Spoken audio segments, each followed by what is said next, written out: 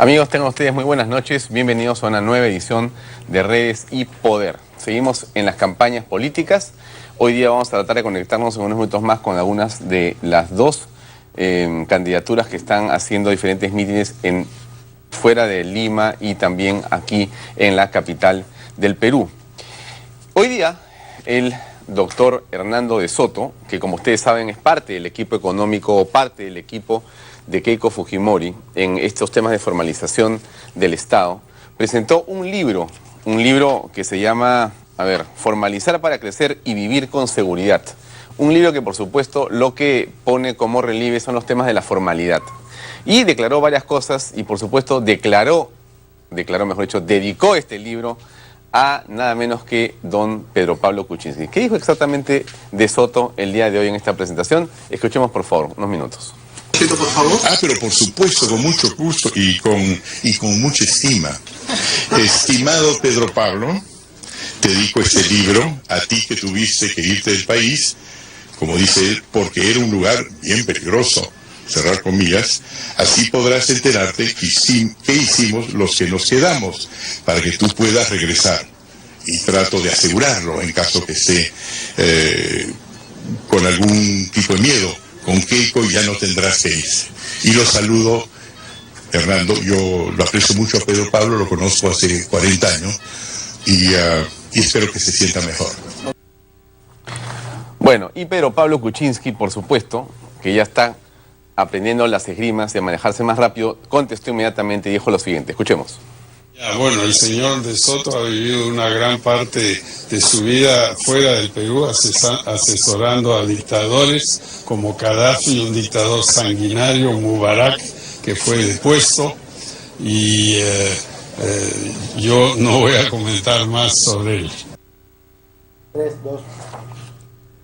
Bien, y hoy tuvimos y hemos visto durante el día más encuestas. Hay una nueva publicación que hoy salió hace unas horas de la empresa Pulso Perú, donde está Datum, la encuestadora, que ha hecho un esfuerzo importante por rescatar o buscar cuál es la intención de voto vía un simulacro de la población en todo el país. Nuevamente, Keiko Fujimori aparece arriba de Pedro Pablo unos 6 puntos, con lo cual se confirma lo que dicen todas las encuestadoras en las últimas, 15 días, o en los últimos 4 semanas. Es decir, que Pedro Pablo Kuczynski va perdiendo velocidad, por lo menos hasta este momento. Quizás eso pueda revertirse o no, veremos. Ahí está el simulacro de votación, votos válidos. Según la encuesta Datum, 52.9% para Keiko Fujimori, 47.1% para Pedro Pablo Kuczynski. Eso es lo que tenemos como información y ahí está la ficha técnica de la encuestadora Datum Internacional. Casi 2.000 personas, nivel de confianza 95%, margen de error más o menos 2.2% y trabajo realizado entre el 23 y el 25 de mayo del 2016. Por lo tanto, si se aplica hacia arriba el más o menos 2 del margen de error y hacia abajo también, igual sigue ganando Keiko Fujimori, lo que podría confirmar que ella está en una mejor posición después de todo lo que ha ocurrido.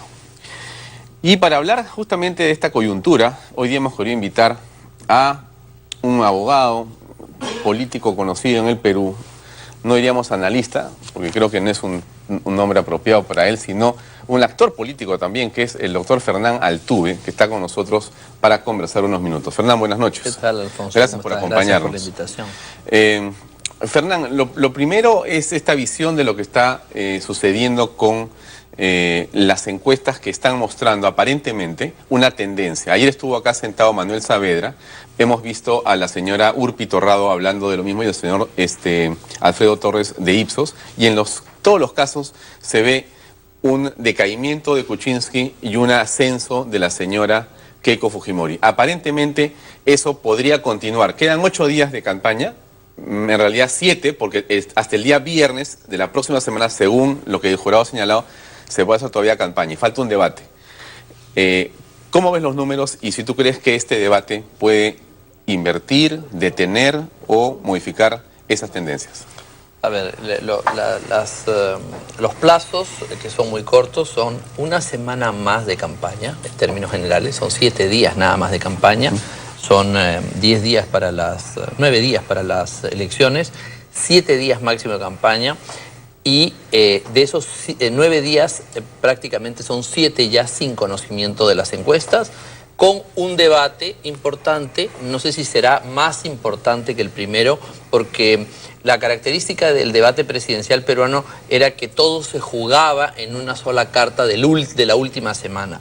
Esto ya no parecería ser así, porque ya se conoció el enfrentamiento, las distinciones, el carácter, la lucha de los dos candidatos. Por lo tanto... El del domingo pasado. El del domingo pasado. Por lo tanto... Ya no es novedad, dices tú. Ya no es una novedad. Y claro, este es un debate que es realmente fundamental para Pedro Pablo Kuczynski y no tan importante para Keiko Fujimori. O sea, poniéndolo en términos futbolísticos, Keiko empatando gana y PPK necesita para realmente ganar una goleada, pero de aquellas, es decir, de 8-0.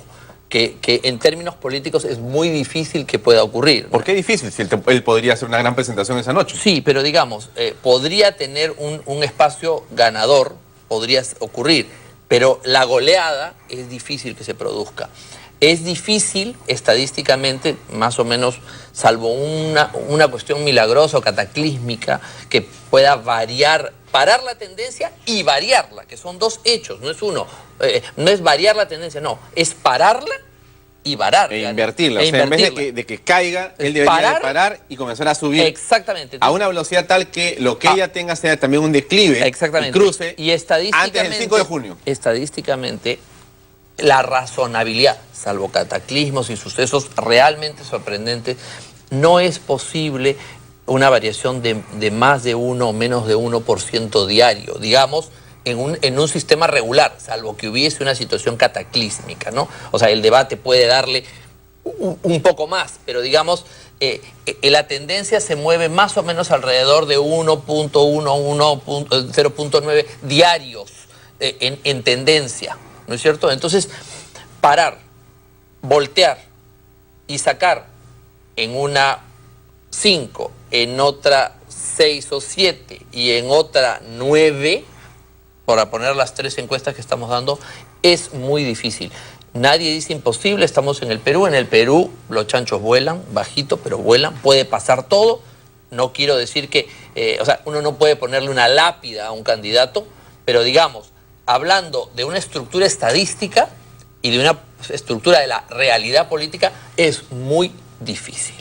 Pero Pablo no tiene, digamos, los insumos, las capacidades, los recursos para poder presentarse de una manera estelar y distinta a la que tuvo el domingo pasado. A ver, Pedro Pablo Kuczynski, para ser justos y objetivos, tiene él personalmente todas las cualidades y las capacidades para dar una presentación estelar como candidato. Yo creo que él es un candidato que en 2 elecciones ha logrado muchísimo, pero se ha construido esa presentación estelar cuando la ha tenido, porque él ha sido él mismo. Y yo creo que lamentablemente, a partir de determinado punto en esta segunda vuelta, ha dejado de ser él. ¿Y quién es hoy día Kuczynski?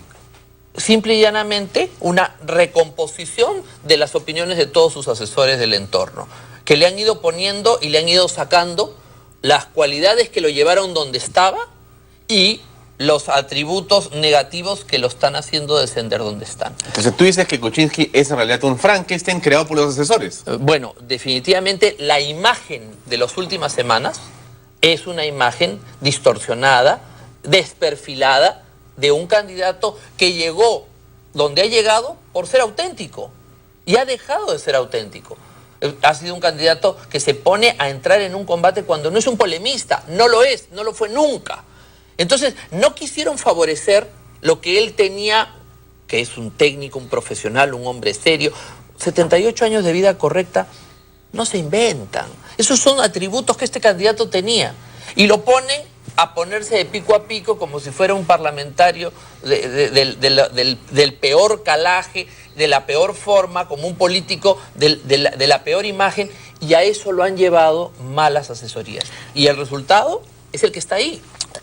Fernán, pero digamos, la versión presente de Pedro Pablo Kuczynski es una en la cual él está alertando a los peruanos de que si votan por Keiko Fujimori, están votando por el ADN de su padre, que está preso por delitos de corrupción y otros más. Y entonces lo que él está haciendo en su campaña es enfrentarse y recoger la bandera plenamente del antifujimorismo. Y esa es su propuesta en este momento. Me parece que es legítimo que tome esa posición, que es a la que sus asesores lo han llevado. El día 5 de abril, que se produjo la elección, el 10 de abril que se produjo la elección, todo el antifujimorismo ya estaba con el señor PPK. El señor PPK no tenía que ganar ni reforzar el antifujimorismo porque está con él, quiéralo o no lo quiera. El señor Kuczynski lo que tenía que hacer era fortalecer el centro. Y lo que el señor Kuczynski ha ido haciendo sistemáticamente es abandonar el centro para darle y satisfacer el odio, la ira, la rabia de un sector extremista que no le trae un solo voto más. Y lo único que ha hecho es ir espantando el centro. Adicionalmente a eso, no ha deslindado en ningún momento con el peor anti de la política peruana del día de hoy. ¿Cuál es? El antinadinismo. Pero a ver, tú dices... Porque no es el antifujimorismo. El antifujimorismo tiene 45, 47%. El antinadinismo tiene 90% de aprobación, de simpatía, etc. Entonces, no deslinda. ¿Cómo defines el antinadinismo? Estamos hartos de Nadine. Así, hartos de ella, de su gente, de todo lo que ha significado, de sus malditas agendas corruptas. Es peor que los videos, porque es un video prehistórico, escrito a mano. Entonces estamos hasta la coronilla de eso, de sus Twitter permanentemente agrediendo a los peruanos como si fuéramos unos estúpidos. Ella le ha hecho más daño a Kuczynski que nadie. ¿Y qué es lo que ha pasado? Que lamentablemente Pedro Pablo Kuczynski no deslindó con eso. Él debió el primer día deslindar y decirle, mire señora, no se mete en la campaña. Hubiera ganado la elección. Absolutamente.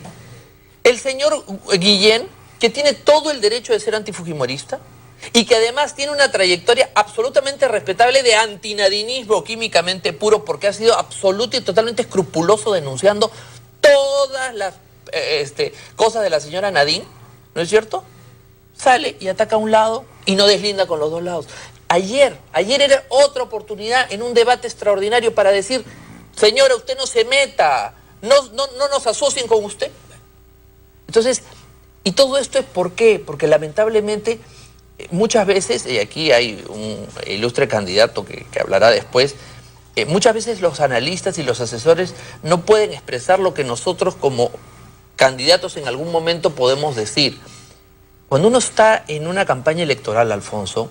¿Tú has sido candidato? Yo he sido candidato. ¿Varias veces a la universidad? Una vez a la Municipalidad de Lima y en la otra, digamos, supérstite, porque yo no era... Heredaste una campaña. Heredé una campaña. Heredé una campaña. Pero es una experiencia que yo agradezco, porque a veces juzgamos a los candidatos, a Kuczynski, a otros, los juzgamos duramente y decimos, pero ¿cómo no se da cuenta de algo tan elemental? Porque para nosotros es muy fácil verlo. Claro, un candidato no está en una plaza, un candidato está en un bosque. Eso es una campaña. Se nos tapan porque los asesores, los conocidos, los partidarios, el partido, los recursos, la OMPE, el jurado, nos van poniendo y tapando la visión. A veces hay personas luminosas que nos abren un claro y podemos ir viendo un poco más. Pero el señor Kuczynski, lamentablemente, las personas de su entorno no han servido para abrirle claros y avanzar en ese bosque, sino que han servido para taparle la visión. Y entonces, no digo que con mala fe, lo digo que con muy buena fe puede ser, pero lamentablemente lo han ido encerrando. Y en vez de dejarlo que busque el centro, lo han alejado del centro. Entonces lo que está pasando es una gran tragedia para un hombre cuya cualidad al nacer a la política fue autenticidad y ligereza.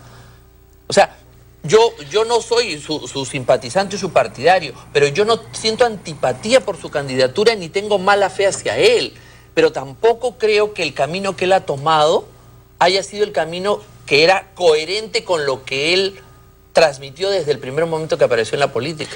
El Kuczynski del 2011, que pasa de 2% a 18.5% en 4 a 5 semanas y que sorprende como un outsider en realidad en esa campaña, no es el Kuczynski de ahora, pero tiene más experiencia. Ni siquiera es el Kuczynski de la primera vuelta. Tiene más recursos. El Kuczynski de la primera vuelta, cuando se da cuenta de que su equipo no está funcionando, lo cambia.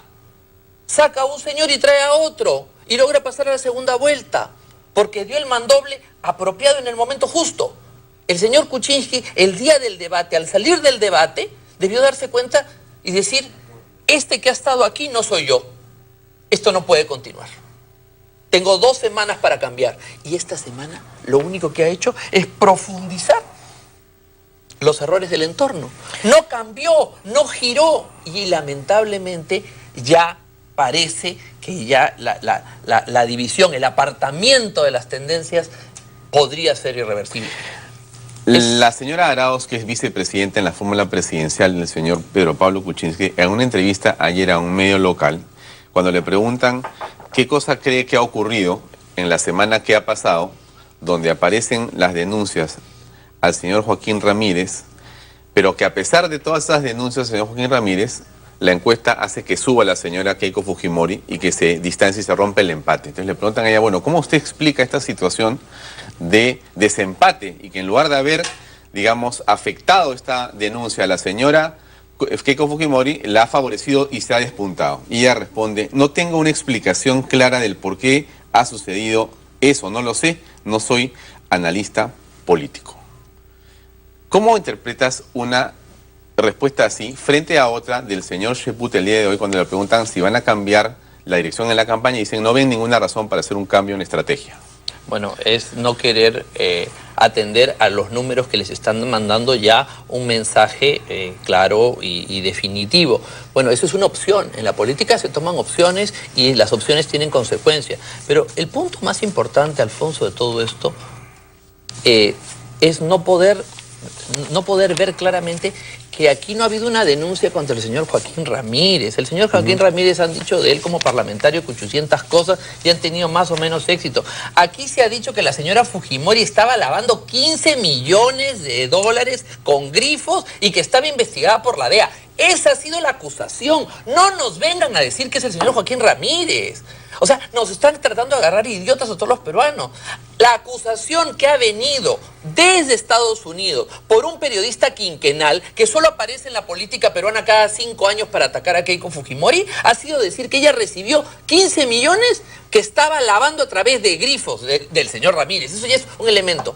No darse cuenta de que esa acusación es absurda y que esa acusación no se la ha creído nadie, es no darse cuenta que continuar por ese camino es un error.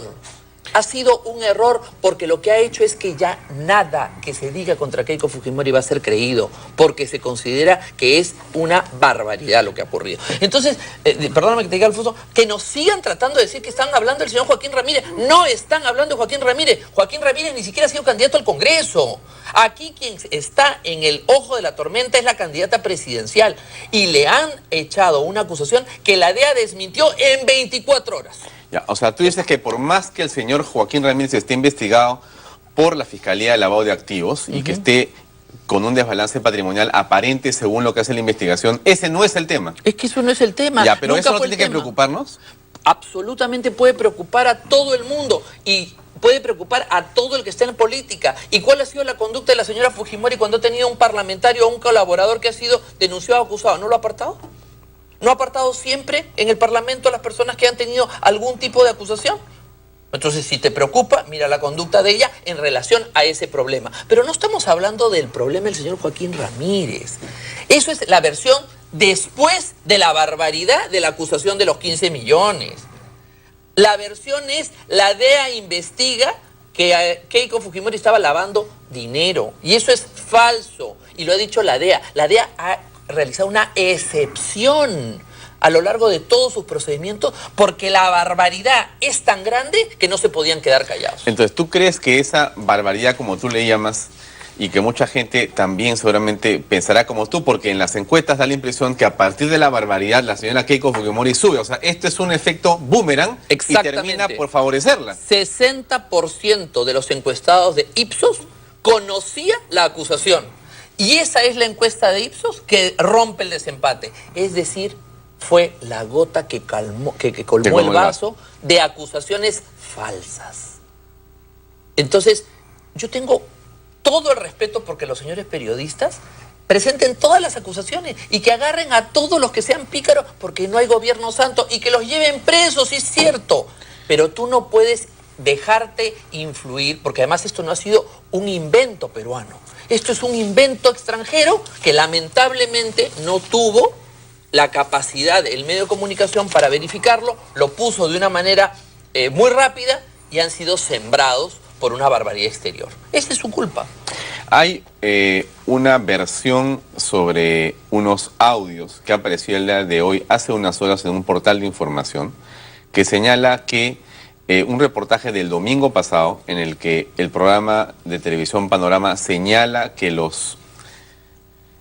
el señor Vázquez, que es quien acusa al señor Ramírez de que conversó con él sobre la señora Keiko Fujimori, decía que él había dicho una cosa que era mentira, que eran falsos esos testimonios. Y la prueba es que han auditado y han editado, y aparentemente han editado esos audios. O sea, hay una acusación de la periodista que ha sido despedida, señalando que ella recibió una serie de USBs e información que no corresponden a la verdad, y que ahí habían dos audios. Uno editado con la, digamos, versión falsa, y otro audio original donde estaba la versión que decía lo contrario de lo que se estaba colocando en el reportaje.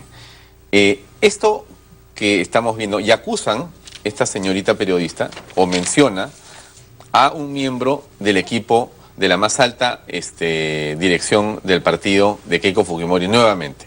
Ya, estamos en un disparadero. ¿De qué tipo? Esta es una información que va a salir a la prensa seguramente mañana. ¿En qué situación deja esto a la señora Fujimori en este momento? A ver, Alfonso, es lo mismo, es tratar de seguir con el mismo tema, de decir que la acusación de los 15 millones no es falsa, o tratar de encontrar algún punto de veracidad o de manipulación o de montaje para tratar de equiparar la situación. Señores, asuman, fue una barbaridad, fue un error, pasemos la página, como por ejemplo, hay que decir las cosas. Aldo Mariátegui, que es un gran periodista, en una oportunidad se equivocó con un tema de la señora Villarán. ¿El vehículo? El vehículo. Publicó, me equivoqué, y la señora Villarán lo llamó y lo felicitó. Porque una persona en la prensa se puede equivocar, y cuando se equivoca reconoce su error, y eso no le quita, le da. El tema de los 15 millones es una barbaridad. Yo este tema que tú me has mencionado, sí, no lo conozco mucho, y voy a hablar, para todos los que nos están viendo, de lo que me parece a simple vista. No lo he revisado con profundidad, por lo tanto, mi opinión es una opinión muy relativizada. Pero yo digo, si a ti, sea quien sea, te mandan dos audios a un medio de comunicación, uno completo y uno incompleto, y el periodista opta por poner uno, ¿la culpa es de quien te lo mandó o de quien lo colocó? O sea, el que lo colocó por error, por negligencia, por mal profesional o por dolo, es el responsable de ponerle al público una versión recortada o una versión completa. Pero el que te entrega los audios, si te los entregó completos, aunque tenga 10 versiones, el que no ha hecho su trabajo es el periodista. O el que ha sido sorprendido es el periodista porque no los escuchó. No, pues, entonces... Ya, pero acá hay una lectura política también. Sí, que claro, es que si es verdad que está vinculado una persona que maneja la campaña de la señora Keiko Fujimori, eso es gravísimo. Bueno, el punto es el siguiente. Todas las campañas informan a la prensa de lo que quieren informar, para defender, para sostener su posición. Yo no creo que los medios de comunicación y los jefes de campaña no hablen con los medios de comunicación y no transmitan su versión de los hechos. El señor Cheput sale y dice, estos son las personas que trabajan con la señora Fujimori y no son correctos.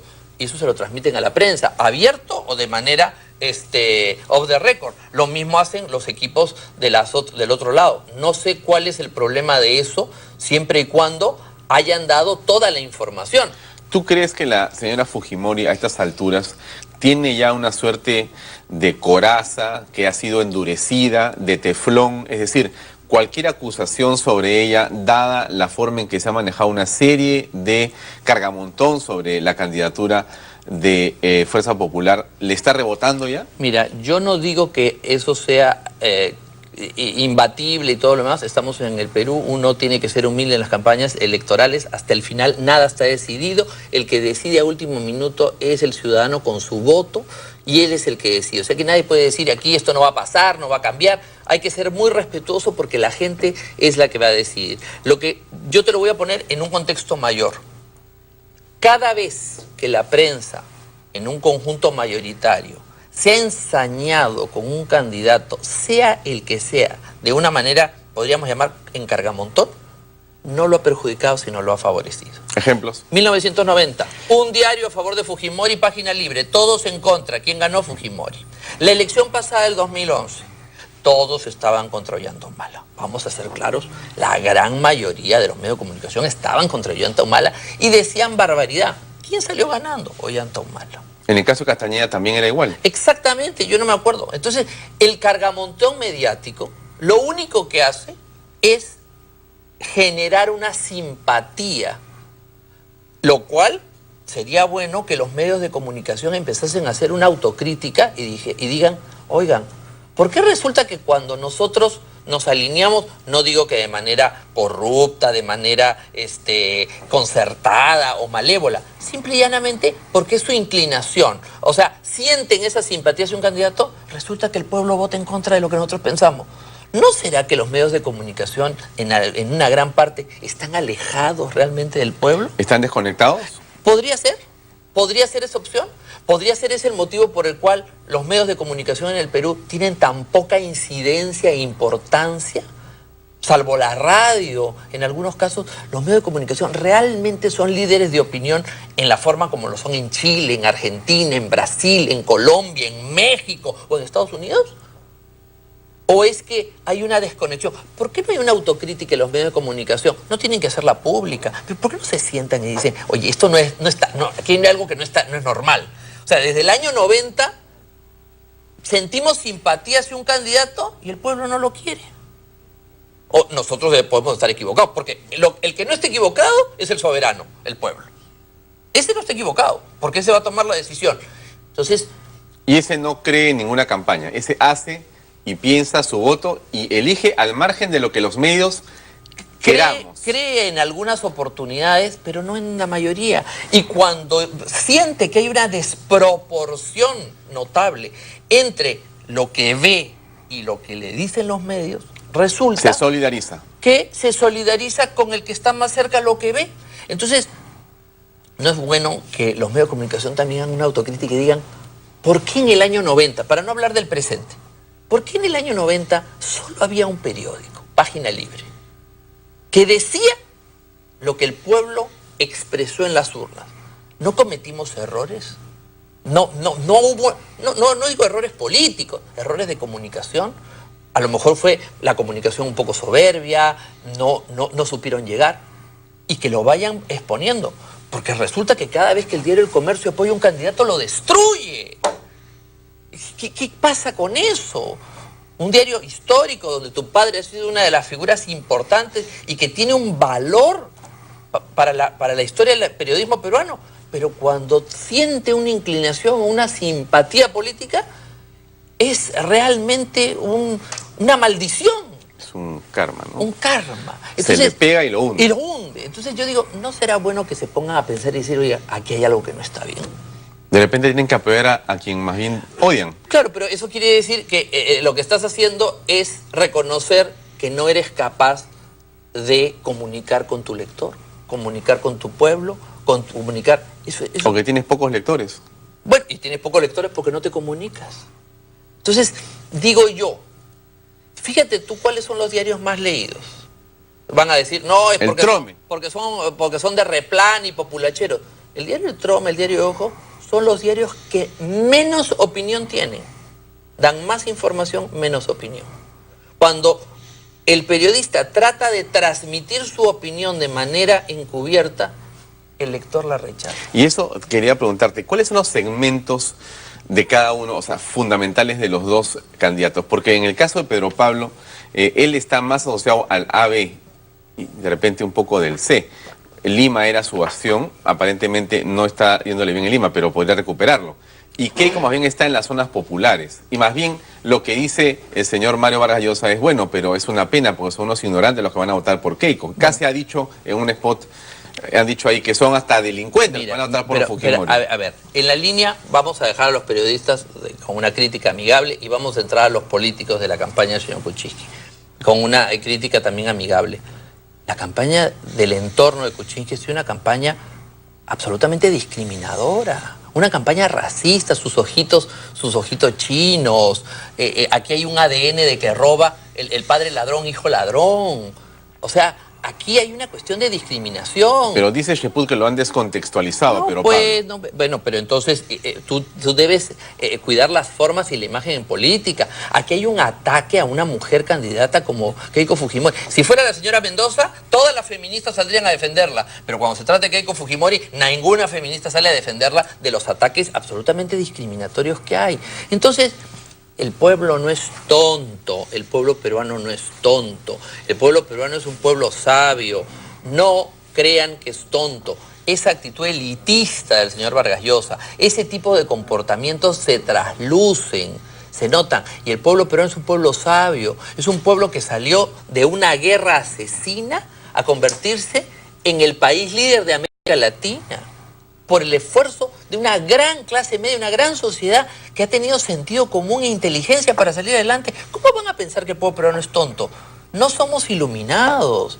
Entonces hay que ver lo que el pueblo quiere y hay que escuchar más al pueblo. No hay que querer hablar más, sino hay que escuchar más. Yo creo que Keiko ha sabido enfocar su campaña de abajo arriba.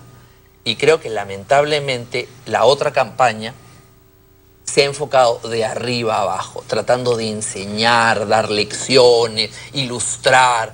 Y esa imagen ha sido tan negativa que se ha ido retirando hasta de la clase media. ¿Cómo se explica que crezca el antivoto de Pedro Pablo Kuczynski más que el de Keiko Fujimori, que se ha reducido? Vuelvo a lo mismo. Lo que pasa es que ellos están infectados de un virus mortal. ¿Cuál es? El antinadinismo, contra el que no hay ningún antídoto.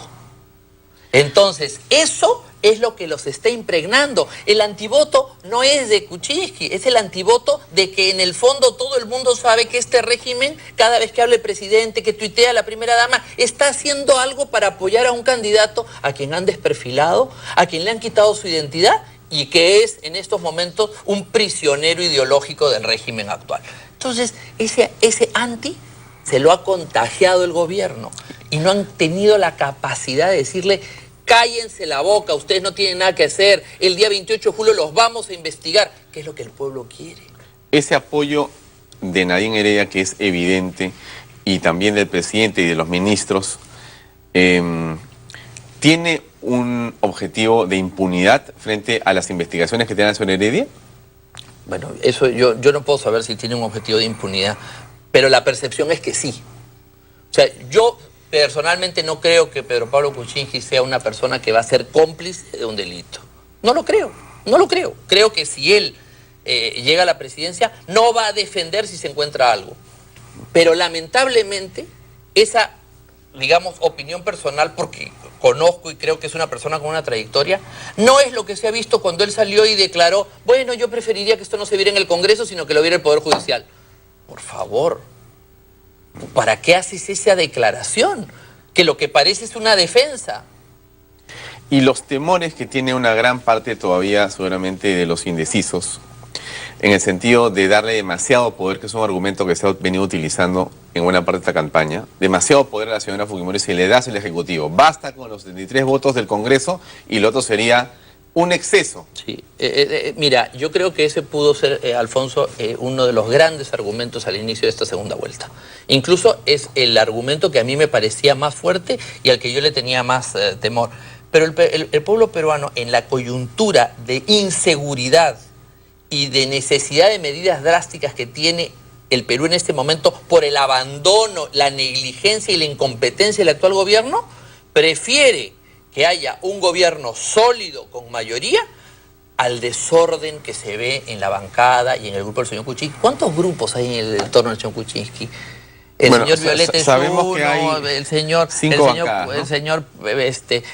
la señora Arauz es otro. Eso no es una bancada. Y entonces dice, bueno, ¿qué es peor? ¿Que gobierne una presidenta con 73 o que haya un presidente que no tiene ni siquiera 20. Entonces, yo creo que ellos mismos han sido responsables de perder lo que a mí me parece que pudo ser el más importante argumento contra Keiko. Para terminar, Fernán, el discurso relacionado a la familia, el discurso relacionado a los temas de género, a los temas de lesbianas, gays, travestis y bisexuales, que de alguna manera es una propuesta que lleva el señor Bruce, podría haber sido un elemento que no ha sumado como hubiera querido electoralmente en esta segunda vuelta a Pedro Pablo Kuczynski. Hay gente que puede en este sentido, digamos, no entusiasmada por votar por Pedro Pablo por este tipo de agendas que parecen estar presentes o muy presentes. A ver, yo creo que ahí hay que ser muy claro. Cuando uno está en Europa, está ante el estado del bienestar que protege al ciudadano de todo lo que necesita para tener bienestar y estar seguro. En Europa un ciudadano no necesita la familia. En los países de América Latina el Estado es prácticamente fallido y fracasado. La salud no funciona, la educación no funciona, lo mínimo que debe funcionar no funciona. Y el trabajo no funciona, también la economía. ¿Quién queda? La familia. En el Perú se vive de la AFP, del apoyo de la familia propia, no de una administradora de fondo de pensiones. La AFP popular es la ayuda de la familia propia. La familia es un recurso económico, social, emocional. Y el peruano siente a la familia como una necesidad sin la cual no puede vivir. Una agenda, no digamos que ataque a la familia para que no consideren que estoy haciendo una acusación, que aparta a la familia del centro sociológico de la vida peruana. Que la podría debilitar. Que la podría debilitar o que la aparta, que la pone al margen y que la considera no necesaria, con legalización de la droga, con una unión civil o un matrimonio igualitario que no es el matrimonio que todos aceptan o mayoritariamente se acepta, o con alguna otra fórmula como el aborto. Ataca a ese gran, pero gran e inmenso espacio, a ese, podríamos decir, a esa red natural que siente el peruano para proteger su vida emocionalmente, para construirse y a la que va a recurrir en los momentos de dificultad. Entonces, claro, una agenda así puede ser realmente un elemento que te aleje de un electorado, y cuando la otra candidata acepta abiertamente a la familia y a lo que se entiende hoy día como ese apoyo sociológico, emocional, etcétera, entonces inmediatamente hay un sector que se siente más cómodo con una candidatura que con otra. Yo creo que ya esto lo hemos visto con el caso de Alejandro Toledo en el año 2011, donde exactamente los tres elementos de la agenda lo hicieron desplomarse hasta caer al cuarto puesto. Muy bien, gracias Fernán por acompañarnos esta noche en Redes y Poder. Amigos, muy bien, vamos a una pausa comercial y como había deslizado, Fernán Altuve está con nosotros también como invitado para la segunda parte de este programa, Ángelo Flores Arauz del partido Orden, para que nos cuente cómo ve la situación. Tiene es un hombre con mucha experiencia que siempre es bueno escuchar para que nos dé un poco de esa experiencia y para compartirla con ustedes. Vamos a una pausa y regresamos enseguida con más en Redes y Poder.